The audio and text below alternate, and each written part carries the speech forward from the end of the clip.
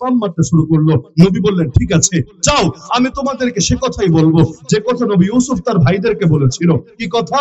লা তাসরিবা আলাইকুমুল ইয়াউম আনতুমুত তুলাকা, তোমাদের উপর কোনো অভিযোগ নাই, তোমরা সবাই মুক্ত, সবাই স্বাধীন। এই ক্ষমাটা কিন্তু 8 বছর আগেও করতে পারতেন। মক্কা থেকে যখন বের হয়ে যাচ্ছেন ওই সময় ক্ষমার ঘোষণা দিয়ে যেতে পারতেন।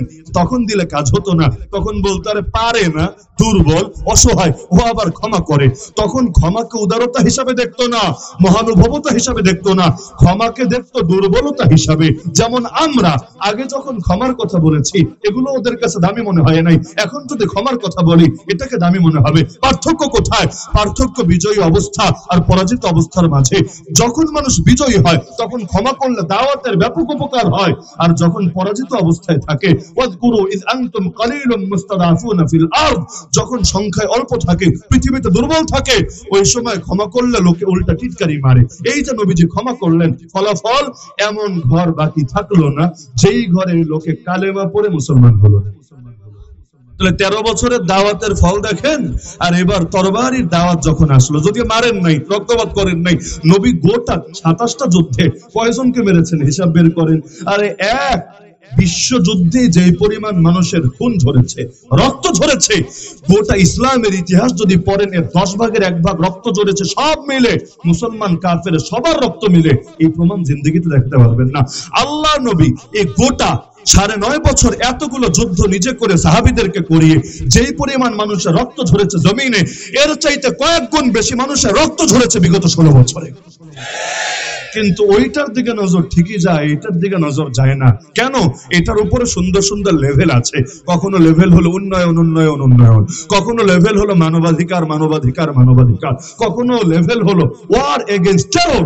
আরে টেররের বিরুদ্ধে, সন্ত্রাসের বিরুদ্ধে যুদ্ধ এক লেভেল যদি লাগিয়ে দেওয়া হয়, ইরাকের লক্ষাধিক শিশুর রক্ত হালাল হয়ে যায়। আরে 70 বছরের বেশি সময় ধরে ফিলিস্তিনি ভাই বোনদেরকে জুলুম করা যায়। সন্ত্রাসের বিরুদ্ধে যুদ্ধ এক লেভেল লাগিয়ে দিলে ডক্টর আফিয়া সিদ্দিকাকে এই বুড়ো বয়সে এসেও আমেরিকার কারাগারে নির্মম ভাবে বন্দী করে রাখা হয়। আর যার কিডনি গুলো ইতিমধ্যে ড্যামেজ হয়ে গিয়েছে, মুখের দাঁতগুলো পর্যন্ত খসে খসে পড়ে গিয়েছে, এই বুড়ি মানুষটার পর্যন্ত রহম করতে পারছে না, করণ করতে পারছে না।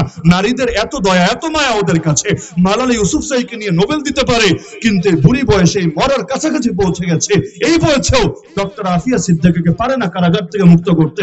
অথচ আল্লাহর বান্দা কি করেছে? শুধুমাত্র তার নামে জঙ্গিবাদের মিছে একটা অজুহাত তুলে দিয়েছে, ফলাফল ওদের জন্য সব বৈধ হয়ে গিয়েছে। এই যে গোটা দুনিয়া মুসলমানের রক্ত রঞ্জিত করেছে, যেই পরিমাণ রক্ত এক আমেরিকার হাতে লেগে আছে, যেই পরিমাণ রক্ত এক আমেরিকার হাতে লেগে আছে, আরে অতীত ইতিহাসে সবচাইতে কুখ্যাত লোকেরাও এত পরিমাণ মানুষকে মারেনি। হাজ্জাজ বিন ইউসুফকে বলা হয় উম্মতের সবচাইতে বড় জালেম। কি করেছে? কয়জনকে মেরেছে? এক হাজ্জাজ বিন ইউসুফ যেই পরিমাণ মানুষকে মেরেছে, এর চাইতে অন্তত 20 গুণ বেশি মানুষের রক্তে আমেরিকার হাত রঞ্জিত হয়ে আছে। এরপরে আর মানবাধিকারের ধ্বজাধারী, এরপরে আর শান্তিকামী। তো বলছিলাম, আল্লাহ নবী তিনি কি ক্ষমতার বিরোধী ছিলেন? না, বরঞ্চ তিনি ক্ষমতার পক্ষে ছিলেন। কেন? কারণ পাওয়ার যদি না থাকে, প্রতিটা ক্ষেত্রে ইসলামকে বিজয়ী করবেন কিভাবে? যত মাহফিল করেন, যত দাওয়াত দেন, যত মাদ্রাসা করেন, যত তাবলীগ করেন, যত খানকা খোলেন, আরে পার্লামেন্টের মধ্যে ইসলামের বাতিকে কিভাবে জ্বালাবেন? কোর্ট কাচারি থেকে ব্রিটিশ আইন, মানব রচিত আইন, বিভিন্ন কুফরি শিরকি আইন দূর করে আল্লাহর জমিন, আল্লাহর বিধান কিভাবে কায়েম করবেন? এই যে গোটা জাতি রন্ধে রন্ধে সুদ ছড়িয়ে গেছে, আর সুদ মানে আল্লাহর বিরুদ্ধে যুদ্ধ। আল্লাহর বিরুদ্ধে যুদ্ধ মানে অর্থনৈতিকভাবে দুর্ভিক্ষ আসবে আসবে, বেবরকতি আসবে আসবে। জাতিকে কিভাবে বাঁচাবেন? সুদ মানে বৈষম্য বাড়বে, সুদ মানে জুলুম হবে, সুদ মানে আরে 95% মানুষ গরিব থেকে আরো গরিব হবে, বাকি 5% মানুষ ওরা কোটিপতি থেকে আরো কোটিপতি, আরো কোটিপতি, আরো কোটিপতি হতেই থাকবে। কেউ টাকা রাখার জায়গা খুঁজে পাবে না, আর কেউ নুন আনতে গেলে পান্তা ফুরাবে। তো কিভাবে দূর করবে? আল্লাহ নবীজি তিনি মক্কায় কেন ক্ষমতা নিলেন না? এজন্যই নিলেন না, মক্কায় যদি ক্ষমতা নিতেন, যেহেতু সেখানে তার কথাই চূড়ান্ত হতো না, বরং একসাথে বৈঠকে বসতো। বসার পর নবী বলতেন, আচ্ছা শোনো, চোরের সাজা হলো তাকে হাত কাটা হবে। আবু জাহাল বলতো, কুল ভাতিজা কুল, চোরের সাজা হলো আগে দলের না বিরোধী দলের এটা দেখতে হবে, যদি দলের লোক হয় হাতে একটা চুমু দিতে হবে। এবং সেখানে বলতে হবে কানে কানে, বেটা একাই খাবি, একা একা খেলে হবে না, কিছু দিয়া খা, তুইও খুশি থাক আমাদেরও খুশি রাখ। আর যদি বিরোধী দলের হয়, হাত কবজি থেকে না, প্রয়োজনে একেবারে কনুই থেকে অথবা বাহু থেকে কেটে দেওয়া হবে। আবু লাহাব বলতো থাক এগুলো বেশি বাড়াবাড়ি হয়, তাহলে 6 মাসের জেল দিয়ে দাও, সব সমাধান হয়ে যাবে। এভাবে এক একজন এক এক মত দিত। সব মত নেওয়ার পরে কখনো নবী পাস, কখনো আবু জাহাল পাস, কখনো আবু লাহাব পাস। তার মানে কখনো ফয়সালা যেত আল্লাহর পক্ষে, কখনো ফয়সালা যেত আল্লাহর বিপক্ষে। নাউযুবিল্লাহি মিন যালিক। অথচ আল্লাহ যে ফয়সালা দিবেন, রাসূল যে বিচার করবেন, সেটাই চূড়ান্ত। এই ব্যাপারে কারো টু শব্দ করার অধিকারও নাই। কোরআন বলে দিচ্ছে ফালা ওয়া রাব্বিকা লা ইউমিনুন হাত্তা ইউহাক্কিমুকা ফীমা শাজারা বাইনাহুম। আরে আল্লাহর কসম, ততদিন পর্যন্ত লোকের ঈমানদার হতে পারবে না যতদিন না নিজেদের সব ঝামেলার ব্যাপারে হে নবী তোমাকে চূড়ান্ত বিচারক হিসেবে মেনে না নেবে, এবং তুমি যে বিচারই করো অন্তরে কোনো দ্বিধা রাখবে না, আর তোমার বিচারের সামনে নিজেদেরকে সঁপে না দেবে। তাহলে আল্লাহ নবী মক্কায় কেন ক্ষমতা নিলেন না? কারণ ক্ষমতা নিলে তাওহীদের সাথে নিতে পারতেন না, শিরিকের সাথে নিতে হতো। আর শিরিকের সাথে কোনোদিন ইসলাম জিন্দা হবে না। হক জিন্দা হবে হক তরিকায়, হক প্রতিষ্ঠিত হবে হক তরিকায়। তাহলে এবার বোঝেন আল্লাহ নবী এই যে মক্কায় 13টা বছর দাওয়াত দিলেন, যদিও বেশ কষ্ট হলো, যদিও বেশ রক্ত ঝরলো, যদি 1000টা লোক কালেমা পড়ে মুসলমান হলো না, কিন্তু আলহামদুলিল্লাহ সুম্মা আলহামদুলিল্লাহ সুম্মা আলহামদুলিল্লাহ, এই 13 বছরের মেহনতের বরকতে বীজ লাগালেন মক্কায়, ফসল উঠলো মদিনায়। 13 বছর মাইর খেলেন, 13 বছর জুলুম সইলেন, কিন্তু 13 বছর এই সফলতা চলে আসলো, জাগতিক সফলতা। আর মুসলমানদের জন্য ব্যর্থতা বলতে তো কিছু নাই। মুসলমান মাইর খেলেও সফল, মুসলমান জান দিলেও সফল। শাহাদাত হয় মাতলুব মাকসুদ মুমিন, না মালে গনিমত না কিশোর কুশাই। কিন্তু কি এমন হলো, মক্কায় বীজ লাগালেন, মদিনায় ফসল উঠলো। তাহলে মদিনার বুকে ইসলাম কায়েম হলো। এটা যদি বুঝতে পারি, আমরা যে বাংলাদেশে এত এত এত বছর ধরে মেহনত করি, তারপর ইসলাম কায়েম হয় না, কেন হয় না, এটা বুঝতে পারবো ইনশাআল্লাহ। এবং যদি আমরা আল্লাহ রাসূল সাল্লাল্লাহু আলাইহি ওয়াসাল্লামের আদর্শটা নিতে পারি, ইনশাআল্লাহ বাংলার জমিনও ইসলাম বিজয়ী হবেই হবে ইনশাআল্লাহ। তবে আমার মনে হচ্ছে ওই যে শুরুতে প্রথম সাক্ষাতের কথা বলছিলাম না, যে এলাকাগুলোতে নিয়মিত যাতায়াত হয়, সেখানকার মানুষের চিন্তাধারা, তারা কিভাবে ভাবে, কিভাবে চিন্তা করে, এগুলো মোটামুটি জানাশোনা হয়ে যায়, কথা বলা সহজ। আর যেখানে যাতায়াত হয় না, সেখানে এই যে পরিবেশগুলো দেখেন, যেখানে যাতায়াত হয় না সেখানে আসলে আইডিয়া করাটা কঠিন। বিভিন্ন মেজাজের লোক থাকে, বিভিন্ন সেন্টিমেন্টের লোক থাকে। এমনকি কেউ এমনও থাকতে পারে জীবনে বয়ান শুনেই নাই, নাম শুনেছে একজন হুজুর আসবে তাই এসে বসেছে, জানেই না যে হুজুর কি বাপ মায়ের গল্প করবে, না আসমানের উপরে না মাটির নিচে, জানেই না। তাদের কারো কারো কাছে হয়তো বিরক্তি লাগাও স্বাভাবিক। তারা খুশি হতো যদি একটা সুর দিয়ে কেচ্ছা শোনানো হতো, তারা খুশি হতো যদি আখিরাতের দুই একটা গল্প শুনিয়ে দেওয়া হতো, আরো বেশি খুশি হতো যদি 10টা জাল হাদিস আর 20টা ইমোশনের আলাপ শুনিয়ে দেওয়া হতো, আর কোনো কথাই ছিল না। এজন্য আমার কাছে মনে হচ্ছে আসলে যেই বিষয়ে আমি কথা বলতে চাচ্ছিলাম, এই বিষয়ে কথা বাড়ানোটা আজকে আর মুনাসিব না। এজন্য আলোচনা আমি আর দীর্ঘ করব না, শুধু একটা বার্তা দিব, শুধু শিরোনাম একটু শোনা গেলাম যে আল্লাহ নবীর 13 বছরের দাওয়াত, মাত্র 13 বছর। স্বাধীন বাংলার বয়সে 53 বছর।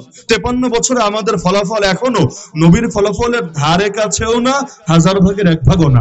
অথচ আল্লাহ নবী মাত্র 13 বছর মেহনত করলেন, যার মধ্যে 3 বছর জেল খাটা আছে, যার মধ্যে দীর্ঘ একটা সময় গোপন দাওয়াত আছে। এরপরও আল্লাহ তাআলা ইসলামকে বিজয়ী করে দিলেন। তো নবীর মডেলের সাথে আমাদের মডেলের পার্থক্যটা কোথায় আছে, কোথায় কোথায় শূন্যতা আছে, এটা বোঝাও দরকার, রোগগুলো চিহ্নিত করে চিকিৎসাও করা দরকার। তবে ইনশাআল্লাহ আল্লাহ নবীকে আল্লাহ যেভাবে বিজয় দিয়েছেন, আমাদেরকে বিজয় দেবেন ইনশাআল্লাহ। তবে আজকের জন্য এই আলোচনাটা করা আমার কাছে আর মুনাসিব মনে হচ্ছে না, এজন্য মাফও চাই, দোয়াও চাই। তবে শেষ কথা আমি যেটা বলে যেতে চাচ্ছি সেটা হলো, দুনিয়ার বাতিলরা কখনোই হকের কথা বললে, হকের পথে চললে আপনাদেরকে ভালো বলবে না। এটা মাথায় গেঁথে রাখেন। যতদিন আল্লাহর দিন জিন্দা না হবে, যতই সুশীল সাজতে চান, যতই প্রগতিশীল সাজতে চান, যতই ভালো মানুষ এলি সাজতে চান, এই বাতিল কোনোদিন আপনার উপর খুশি হবে না। যদি হতো, আল্লাহ নবীর চাইতে উত্তম আখলাকের অধিকারী কেউ ছিল না। আজও পর্যন্ত আল্লাহ নবীকে গালি দেওয়া হয়, আজও পর্যন্ত আল্লাহ নবীর কার্টুন আঁকা হয়, আজও পর্যন্ত আল্লাহ নবীর সামনে ব্যঙ্গ বিদ্রুপ করা হয়। এই যে ফ্রান্সে নবীর কার্টুন আঁকা হয়েছিল শার্লি আবদো পত্রিকায়, আজও পর্যন্ত ফ্রান্স সরকার ক্ষমা চেয়েছে, পারলে কোনো প্রমাণ দেখান। এই যে বিজেপি নেতা আল্লাহ নবীর সামনে বেয়াদবি করলো, প্রথমে গালি দিল, পরবর্তীতে এটার বিরুদ্ধে সরকার অ্যাকশন তো নিল না, নিলই না, যার কারণে পরবর্তীতে ওদের এক পুরোহিত নবীর মূর্তি বানালো, মূর্তি, এবং প্রকাশ্যে লাইভ করে হুমকি দিল, হে মুসলমানরা দেখ তোদের নবীর মূর্তিকে কিভাবে পুরাই, কিভাবে ভস্ম করি। এই যে বেয়াদবিগুলো হচ্ছে কি কারণে? আল্লাহ নবীর চাইতে উত্তম আখলাক তো আর অর্জন করতে পারবেন না, আল্লাহ নবীর চাইতে ভালো শিক্ষা তো আর জাতিকে দিতে পারবেন না। সুতরাং মাথার মধ্যে এটা গেঁথে নেন, দুনিয়ার লোকে ভালো বললেও কিছু আসে যায় না, মন্দ বললেও কিছু আসে যায় না। আমার নবী তায়েফের ময়দানে যখন রক্তাক্ত, তখন আল্লাহকে বলছেন, ফেরেশতা যখন সহ্য করতে পারছে না, এসে অনুমতি চাচ্ছে, ইয়া রাসূলুল্লাহ খালি অনুমতি দেন, দুই পাশের পাহাড় চাপা দিয়ে সবগুলোর ভর্তা করে মেরে ফেলি। নবী বলেছিলেন, আল্লাহুম্মা ইন লাম ইয়াকুন বিকা গাদাবুন আলাইয়া ফালা উবালি গায়রা আন আফিয়াতাকা হিয়া আওসাউ লি। হে আল্লাহ, আমার উপর যদি আপনার রাগ না থাকে, আমার কোনো কিছুতে কোনো পরোয়া নাই, কে মারলো, কে ধরলো, কে বলি দিল, কে গালি দিল, কে ফুল দিল, কে পাথর ছুড়লো, কোনো কিছুতে কোনো পরোয়া নাই। আমার তো শুধু ভয় এটাই, না জানি আপনি নারাজ হয়ে যান। হ্যাঁ আল্লাহ, আপনি যদি নিরাপত্তা দেন সেটাই আমার জন্য স্বাচ্ছন্দ্যদায়ক, কিন্তু আপনি যদি রাজি থাকেন গোটা দুনিয়ার বিরুদ্ধে যেতে আমার কোনো আপত্তি নাই। তো মুসলমানের মানসিকতা এটাই হবে, ওয়ালা ইয়াখাফুনা লাওমাতা লাইম আলা আন নাকুল আল হক হাইসুমা কুননা লা নাখাফু ফিল্লাহি লাওমাতা লাইম। কোরআন সাক্ষী, হাদিস সাক্ষী, মুসলমান হকের কথা বলবেই বলবে, হকের পথে চলবেই চলবে। আরে বাংলাদেশে হিন্দুত্ববাদী যদি হিন্দুত্ববাদের কথা বলতে পারে, সেকুলার যদি সেকুলারিজমের কথা বলতে পারে, নাস্তিক্যবাদী যদি নাস্তিক্যবাদের কথা বলতে পারে, বামরা যদি বাম আদর্শের কথা বলতে পারে, অথচ ওরা বাতিল, ওরা গোমরা, ওরা হকের উপর নাই, ওরা অন্ধকারের মধ্যে আছে, তারপর যদি ওরা গোপন না করে সব বলতে পারে, আমরা বলতে পারবো না কোন দুঃখে? কাদিয়ানি তো ওদের কথা গোপন রাখে না, হিজবুত তাওহীদ তো ওদের কথা গোপন রাখে না, কোরআনিস্ট ফিরকা যারা কোরআন মানে হাদিস মানে না, ওরা তো ওদের কথা গোপন রাখে না। আমরা আল্লাহর বান্দা হয়ে আল্লাহর জমিনে থেকে আল্লাহর হাতে হায়াত, আল্লাহর হাতে মউত, এই কথার বিশ্বাস রাখার পরও আমরা গোপন রাখবো কোন দুঃখে? সুতরাং এখন থেকে নিয়ত করেন, এটা যতদিন আল্লাহ বাঁচিয়ে রেখেছেন, এই হায়াত বিক্রি করে দিলাম আল্লাহর কাছে, একটা বিধানও গোপন করব না, সবগুলো কথা বলবো এবং যতটুকু সম্ভব সর্বোচ্চ পরিমাণ দ্বীনের উপর চলবো। এতে যদি গালি দেয়, আরে দেখ না, এতে যদি ষড়যন্ত্র করে, করুক না, দুনিয়ার কারো গালির ভয়, হামলার ভয়, মামলার ভয়, জেলের ভয়, জুলুমের ভয়, গুমের ভয়, আয়নাঘরের ভয়, ক্রসফায়ারের ভয়, ফাঁসির ভয় আমরা আল্লাহর একটা বিধানও ছাড়তে পারবো না।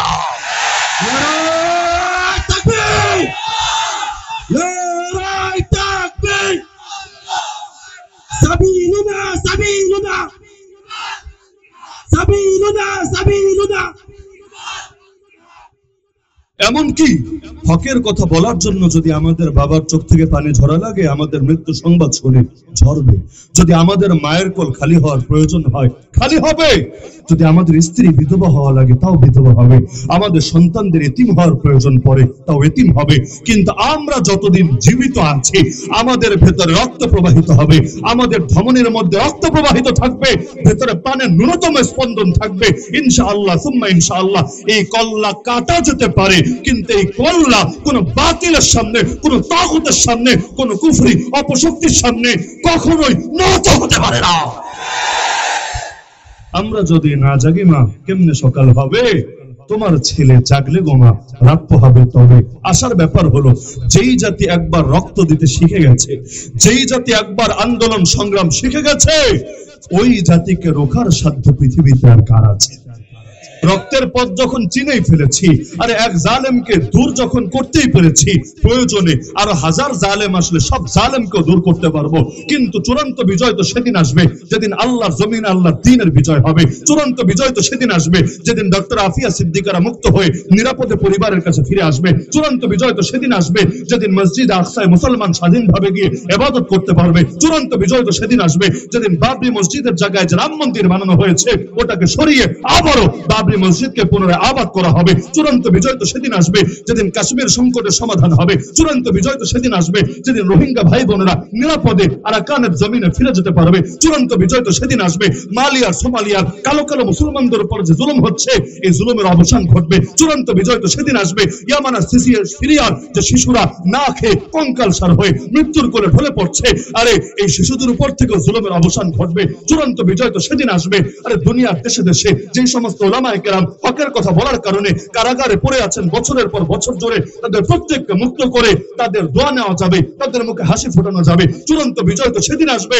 যেদিন আবু সাঈদার মুগ্ধের রক্তের কদর করে আরে তাদের রক্তের বদৌলতে এই বাংলার জমিনে ইসলামের সৌধ দাঁড় করানো যাবে। আরে চূড়ান্ত বিজয় তো সেদিন আসবে যেদিন আল্লাহর দ্বীনকে শুধু মসজিদে মাদ্রাসায় মাহফিল আর খানকায় সীমাবদ্ধ রাখা হবে না, বরং আল কোরআনের আলো ঘরে ঘরে জ্বালানো তো হবেই। আল কোরআনের আলো পার্লামেন্টেও জ্বালো, আল কোরআনের আলো কোর্ট কাচারিতেও জ্বালো, আল কোরআনের আলো ব্যাংকেও জ্বালো, আল কোরআনের আলো অর্থনীতিতেও জ্বালো। এভাবে সব জায়গায় যখন আল কোরআনের আলো জ্বলে উঠবে চূড়ান্ত বিজয় তো সেদিন আসবে। আর ইন্ডিয়ার মধ্যে এখনো অধিকাংশ মসজিদে বাইরের মাইক দিয়ে আজান দিতে পারে না। মুসলমান হাঁটতে গেলে বল জয় শ্রীরাম বল, বাধ্য করা হয় জয় শ্রীরাম বলতে।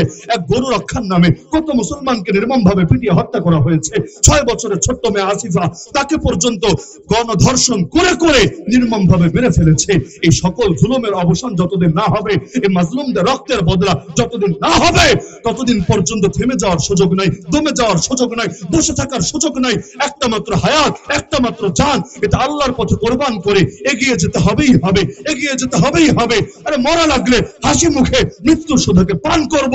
আমাদের আলেমরা যদি লাশ হয়ে বের হতে পারে কারাগার থেকে, আমরা কেন পারবো না তাদের মতো করে শাহাদাতের পথকে বেছে নিতে? তো যতদিন বেঁচে আছি পারবো না বাতিল শক্তির সাথে কোন ধরনের আপোষ করতে।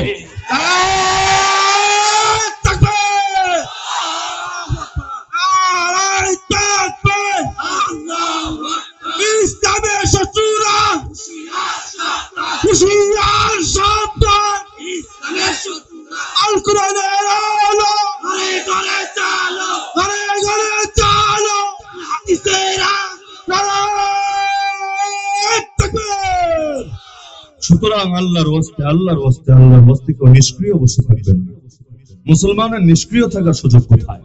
প্রতিটা মুহূর্ত নিয়ে আল্লাহ আপনাকে পাকড়াও করবে। জীবন দিয়েছেন যিনি, জীবনের প্রতিটা মুহূর্তের হিসাব নেবেন তিনি। সম্ভাবনা তো আল্লাহ দিয়েছেন। বাংলাদেশে এখন তারুণ্যের জয় জয়কার চলছে। সবচাইতে বেশি জনগোষ্ঠী এখন তরুণ, মানে মুরব্বীদের তুলনায় শিশুদের তুলনায় সংখ্যার বিবেচনা করলো 40% প্লাস বর্তমানে বাংলাদেশে তরুণীর সংখ্যা। এই যে ব্যাপক একটা শক্তি, এই শক্তিটাকে অবহেলা করা কিছুতে উচিত হবে না। আরে মাদকের পেছনে ছোটা এটা মুসলমান তরুণের পথ হতে পারে না। নারীর পেছনে ছুটে ছুটে ডিপ্রেশনে ভুগে সুইসাইডের পথ বেছে নেওয়া এটা মুসলমান তরুণের শান হতে পারে না। আরে মুসলমান পুরুষ সে একটা নারীর পেছনে ছুটে নিজেকে শেষ করবে, কিভাবে ভাবা যেতে পারে? আরে তারে আবার কি পুরুষ বলে যে কিনা একটা নারীর থেকে ছেঁকা খেয়ে আবার ডিপ্রেশনে ভোগে? আসল পুরুষ তো সে যে দুনিয়ার সব নারীদেরকে জালেমের হাত থেকে রক্ষা করতে পারে। আসল পুরুষ তো সে মা বোনের ইজ্জত হেফাজতের জন্য নিজের বুকের তাজা রক্ত ঢেলে দিতে জানে। আসল পুরুষ তো সে সারা দুনিয়ার সমস্ত মাজলুমদেরকে হেফাজত করার জন্য নিজের জানকে হাসি মুখে বিলীন করে। সুতরাং পুরুষ হলে আসল পুরুষের মতো হতে হবে। ওই রকম ফালতু টাইপের ব্যক্তিত্ব হওয়ার মধ্যে কোনো কল্যাণ নাই আমাদের জন্য। শয়তানের গোলামরাই যথেষ্ট শয়তানের ইবাদত করার জন্য। আমাদের লাগবে না শয়তানের ইবাদত করা। একটা মাত্র জীবন, কেউ ইনঅ্যাক্টিভ থাকবেন না, কেউ নিষ্ক্রিয় থাকবেন না।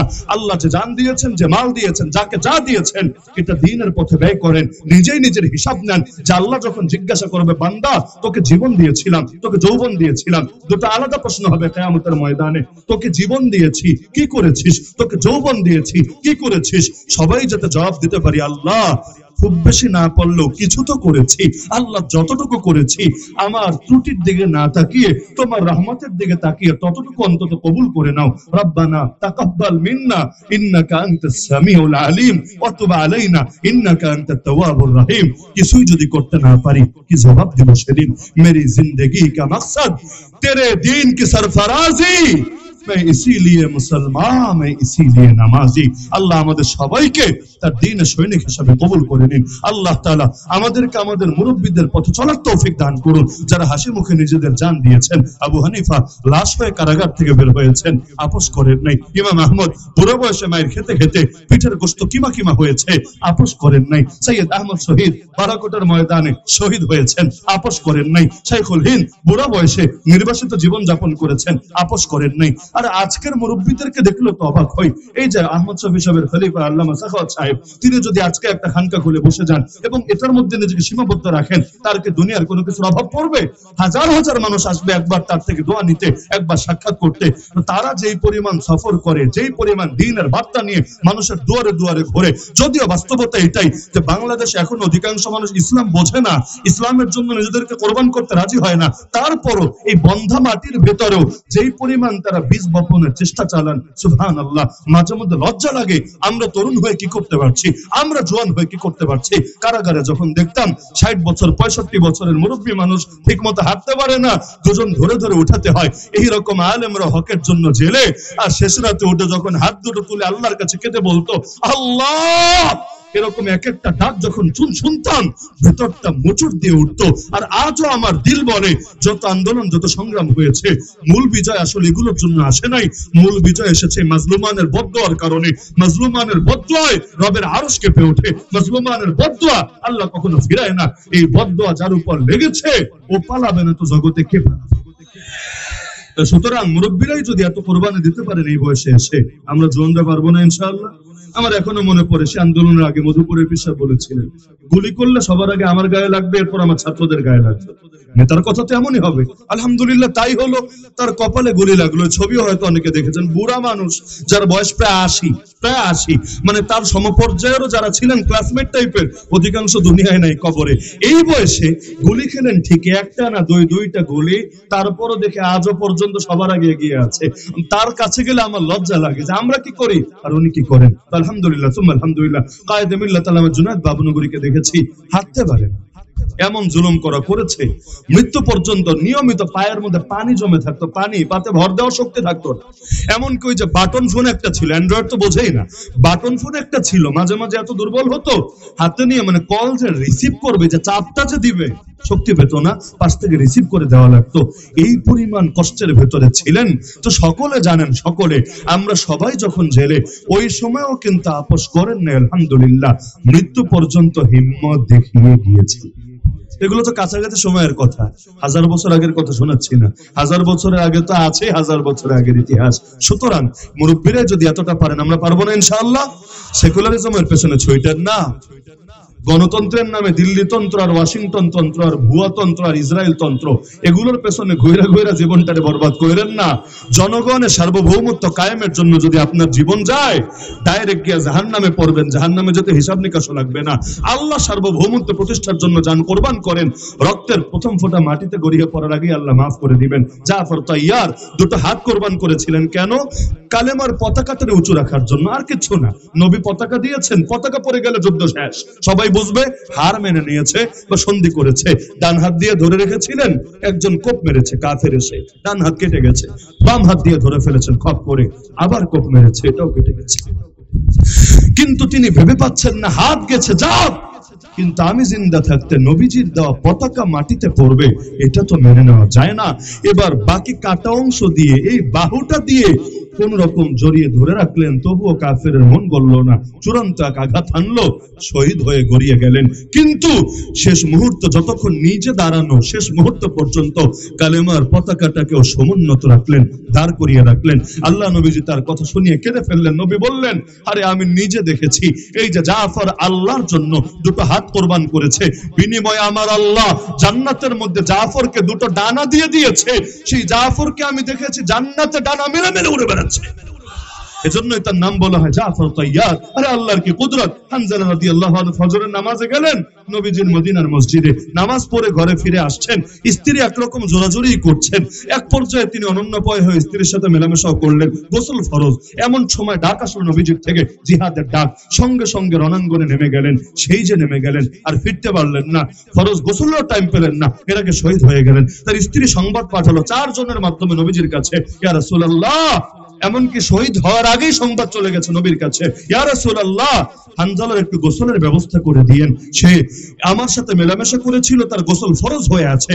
শহীদকে যদিও গোসল দেওয়া হয় না, তার ওই রক্তমাখা কাফনের সাথেই তাকে রেখে দেওয়া হয় কবরের ভেতর, কিন্তু হানজালা শহীদ হওয়ার পরও তাকে একটু গোসলের ব্যবস্থা করেন। যুদ্ধ শেষ, পুরো ঘটনা সবাই জানেন। হানজালাকে ফেরেশতারা নিয়ে গোসল দিয়ে এনেছিল, কিন্তু সবার কৌতূহল তার স্ত্রী আগেই খবর কিভাবে পাঠালো, স্ত্রী কেমনে জানলো সে শহীদ হবে?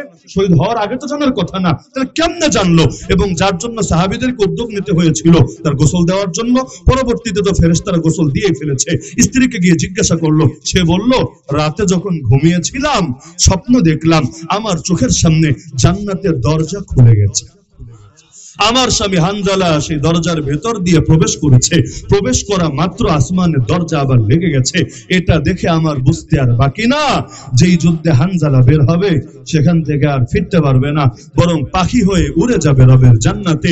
এজন্য তার শাহাদাতের সংবাদ পাওয়ার আগেই আমি নিশ্চিত ছিলাম এবং তোমাদেরকেও জানিয়ে দিয়েছিলাম যাতে তার গোসলের ব্যবস্থা করা হয়, আর তাকেও বলে দিয়েছিলাম এটা এসে সাক্ষাৎ, আর হয়তো দেখা হবে না দুনিয়ায়। মুসলমান তো এমনই, এজন্য সেই সাহাবের ঘটনা কে না জানে। তাকে জ্বলন্ত আরে বিশাল এক ড্যাগ, এর ভেতরে তেল টকবক করে ফুটছে, তার চোখের সামনে তার দুই সাথীকে এখানে ফেলে শহীদ করা হয়েছে, তাকেও ফেলা হবে, তার সিরিয়াল।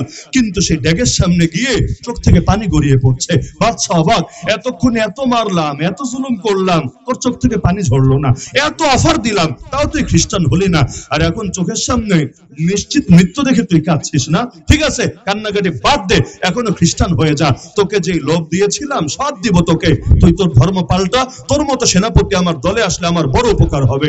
সেই সাহাবী এবার গর্জে উঠলেন, আরে নরাধম, তুই কি ভেবেছিস আমি মৃত্যুর ভয়ে কাঁদি? আল্লাহর কসম, মুসলমান মৃত্যুর ভয়ে কাঁদে না রে জালেম। আমি তেজন্য কাঁদছি, মাত্র একটা জীবন আল্লাহর রাহে কোরবান করতে পারছি। কিয়ামতের দিন কোন পুঁজি নিয়ে দাঁড়াবো আল্লাহর সামনে?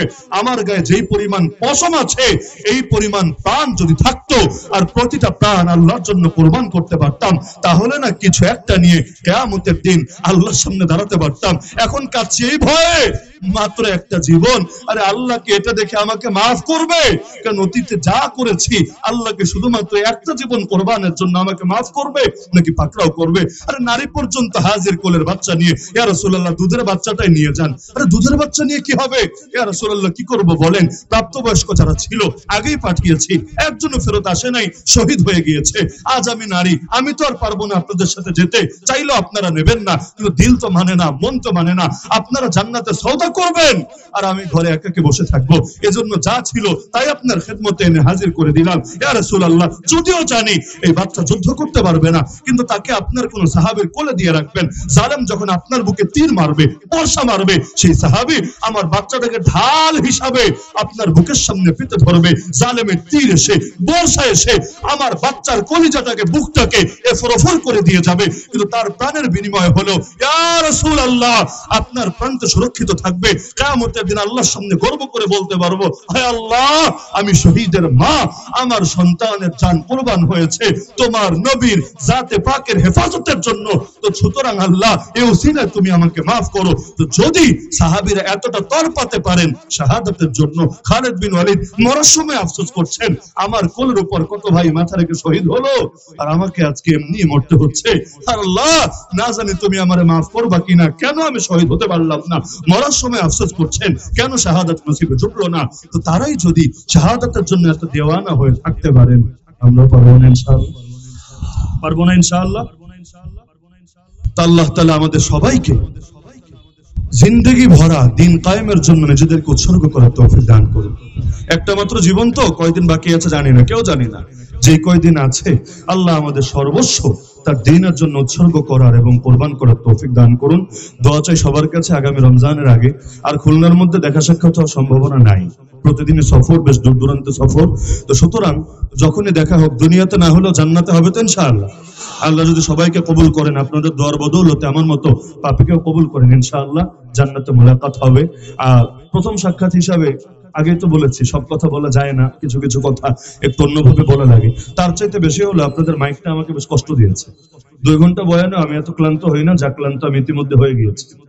সুতরাং এখানে যদিও চিরকুট আছে যে হুজুর আরো কিছুক্ষণ করেন, কিন্তু আমার গলা বুক ইতিমধ্যে শুকিয়ে অবস্থা খারাপ, কথা বলার মতো পরিবেশ আসলে নাই।